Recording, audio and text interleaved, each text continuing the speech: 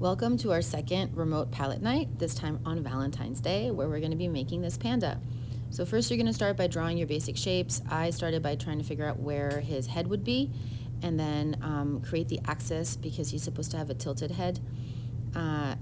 This way you know that everything is kind of placed properly before you add anything else. So be nice and loose, have your wrist be nice and loose. Don't put too much pressure on your pencil. And then when you feel like everything is placed properly, you can start adding the details to the snout. Now, if you want to make this a different animal, or you want the balloon to be a different shape or have a different message, feel free to do so. I went ahead and just created this panda. So it helps me personally to make the shapes darker if there's supposed to be a lot of contrast like this, but you can just do the outlines if you choose.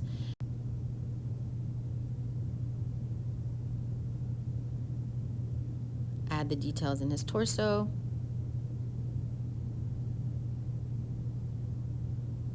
And then also to his paw.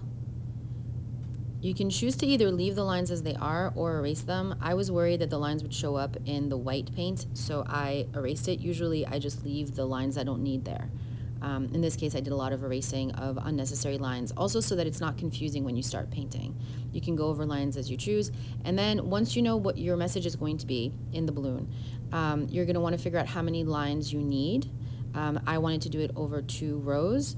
I messed up a few times before I got it right, and I chose a very simple font. You're more than welcome to choose a different message and to choose a more complicated font. You can do it this way where you're like carving it out ahead of time, or you could paint in the heart or whatever shape you choose for the balloon, and then once it's dry, you could draw in pencil the message that you want and then paint it. But I did it this way.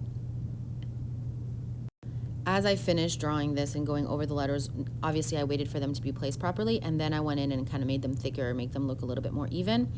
You're going to want to create and set up your painting section. So you're going to want to have paper towels, a cup with water, and then your brushes. Don't go ahead and put them in the water ahead of time. You can keep them nice and dry. In this case, we're starting with black. So you're going to start with doing basically your outline. We're going to add the texture later, and then fill in your shape. You're going to want to cover the board. The key here is to take the paint out of the little containers that they come into, because if for some reason you end up mixing paint in there, it's going to mess up the color. In the case of black, not so much, but when we use white, it will. So make sure that you put portions of the paint on a piece of palette paper, any kind of scrap paper, instead of taking them right out of the container. For the eyes, I had to switch to a fine round brush, whereas for the rest of the black sections of the panda, I was able to use a large flat brush. So make sure that you use the brush that makes it easiest for you to create the detail. There's so few details in this painting that it's really important to use the right brush when you do them. So here I'm continuing with the black. So again, you're going to want to kind of do your outline first and then fill in, and make sure that you fill in properly. We're not going to touch the black until later. We're going to wait for it to dry. And that's something that we're going to be doing throughout the painting, right? Painting a section, then painting another so that it has time to dry, which will make creating our outlines much easier. So now that that's done, what I'm going to do is I'm going to turn my palette board around. What you can't see is that I have another cup of water on the side so that I'm not using the dirty water. I picked Valentine's Day color, but you can pick any color you choose, and then some white paint that, again, you're putting on your palette paper. You're not taking right out of the container. And so what you're doing here, right now I'm avoiding going near the black sections because they're drying. So what you're doing here is you're creating horizontal brush strokes, and you're going back and forth between the darker shade of whatever color you chose and white. So here you can see me kind of avoiding the black outlines, but then I'm going to go around it. So the easiest way to do this is basically to outline the shape that you have, and because obviously that's not going to be the direction of the section, and then you're going to go into, in this case, horizontal brush strokes to create the illusion of that background. So again, you're going to go through the outline. So you're going to outline your section, and then you're going to go straight into horizontal brush strokes to create that pattern. When you do this, you're basically going back and forth between very small amounts of the dark color and then white, because white is far less dominant when you're mixing in. And here I go, much faster obviously, until you're nice and done. Okay, so now what I'm going to do is I'm going to start working on the panda's face. So the first thing I'm going to do is create kind of like a very light or relatively light gray paint, and I'm going to create the darker sections. So I'm going around parts of his snout, so that then I can go back in with some white paint much later and create that textured look. or somewhat textured look. So just add some gray sections where you choose. It can be really light, doesn't have to be dark. And then you're basically going to just cover his face in white paint. And again, you're going to make your brush strokes in the shape of his fur. So however you think that the fur would be on like a stuffed animal or on an actual animal, that's how you're going to create your brush strokes on here. You can kind of make it go in multiple directions to create that kind of like that fuzzy feeling, I guess. It can be light gray all over the head if you want to, because we're going to be adding that white texture on top. So if for some reason your brush got a little bit too dark, don't worry about it.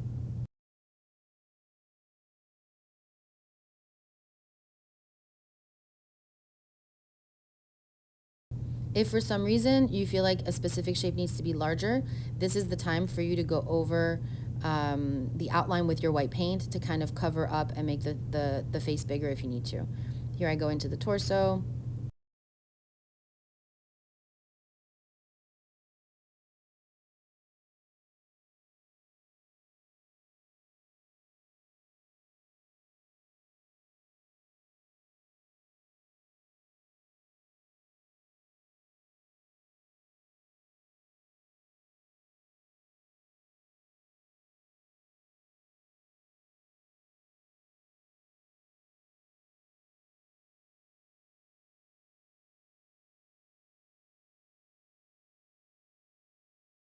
Now it's time to add your texture. So I'm basically using a very thin round brush with very little water on it. And then I'm kind of adding paint just to the tip of the brush, and I'm adding very thin lines to create the idea of that textured, furry look. For some reason, I only did half of it here, and then I did the other half later. You can do it all now. Just create, part of it is I wanted to figure out where I wanted it to be. I knew I wanted it to be for the white sections, and then I added it for black sections later. So it's up to you how much of this you add. You can also choose to skip this step altogether if you choose. I also did it from inside out. Usually your line is thicker when you first put your brush down, and then it gets thinner as you move out. So if you want your lines to look nice and thin, you're going to start your brush within the inside of the panda and then make your way out. If for some reason you quote unquote mess up, you can basically cover up whatever section you need, wait for it to dry, and then cover it up again.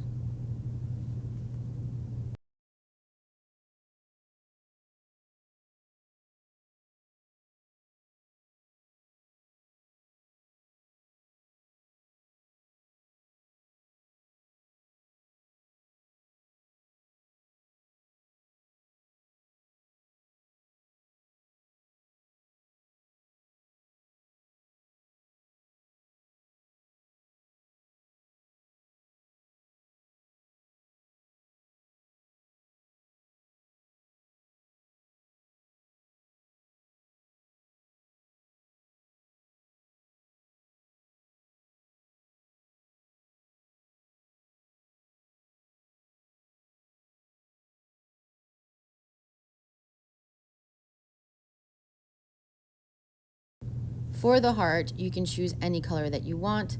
I again went with like a traditional Valentine's Day color. Here, because your background should be pretty much dry, you can really create a very sharp outline. Now, I wrote this in the notes, but I didn't say it earlier in the audio. I should have made the outline of the background behind the heart way lighter to create contrast. I'm going to have to do that later once this dries. But basically, you want to create a nice sharp outline with your red paint or whatever color you choose, and then fill in the sections.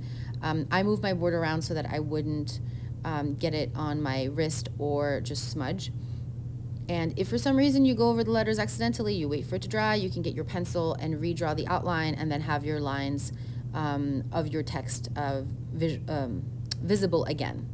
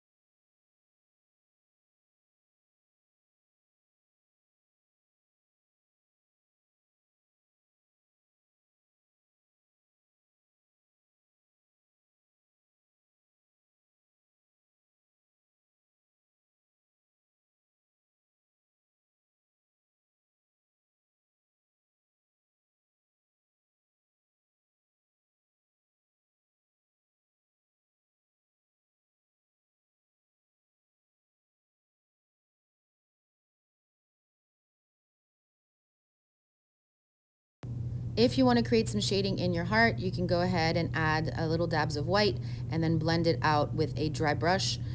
You could also do this with a darker tone or a completely different color altogether. The possibilities are endless. You could add polka dots, really just have fun creating the variation of this that you choose.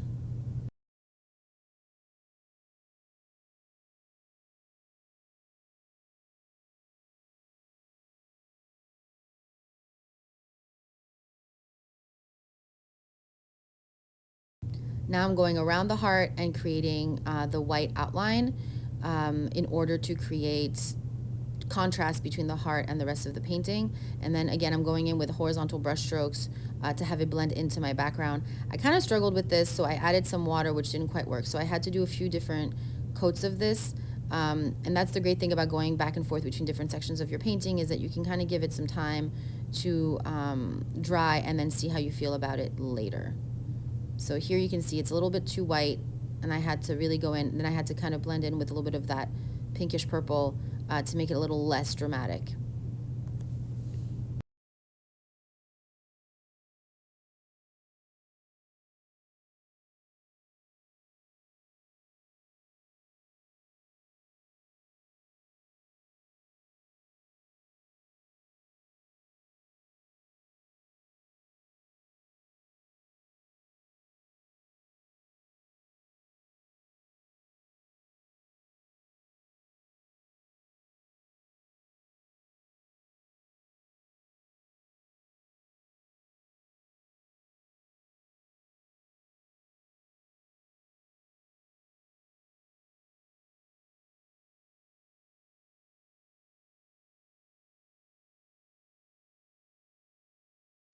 Then I filled in my letters. So when you fill in your letters, you want to make sure that you're using a skinny round brush. Make sure that your brush is relatively dry, that the water you're using is clean, especially if you're using a color like white, and then just go over the shapes of your letters.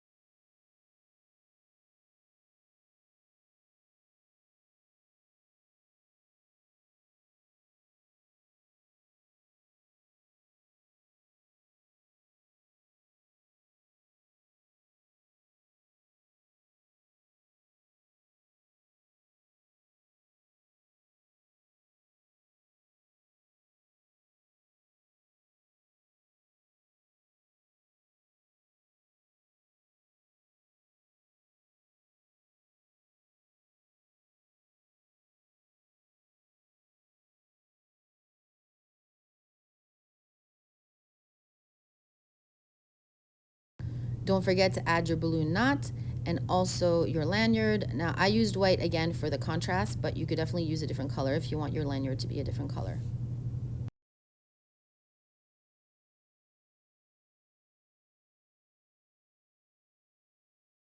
Then it's time for you to add the texture of your choice. So I wanted to add texture on top of that gray so that it looked like he had fur. I also wanted to, I chose a different color for the text. I made it yellow later on. So this is your time to really just add your own finishing touches where you want them to be. So whether it's adding more of the little fine lines, or maybe you don't like the fine lines and you want to erase them. Maybe you want to give your panda sunglasses or lipstick, I don't know. Whatever it is that you choose to do, you can really do it at this point. Your canvas should be relatively dry and ready for you to add details in your background and or on the panda. Maybe he has a tie on. I don't know. Have fun with it. Before you think you're done, I strongly suggest cleaning your area and putting your painting up on a different angle and kind of walking away and looking at it again. I realized that his smile needed a little bit of work. I also realized that I didn't like the color of the text. So it's a good idea to kind of give yourself a little bit of a break before you're completely finished and you put your paints away to make sure that there aren't any tiny little spots that you want to change. For example, on the heart right now, you can actually see by where the IS is, the outline's not quite what I want it to be, and I only noticed that far later when I put my painting up on a different angle to look at it from further away.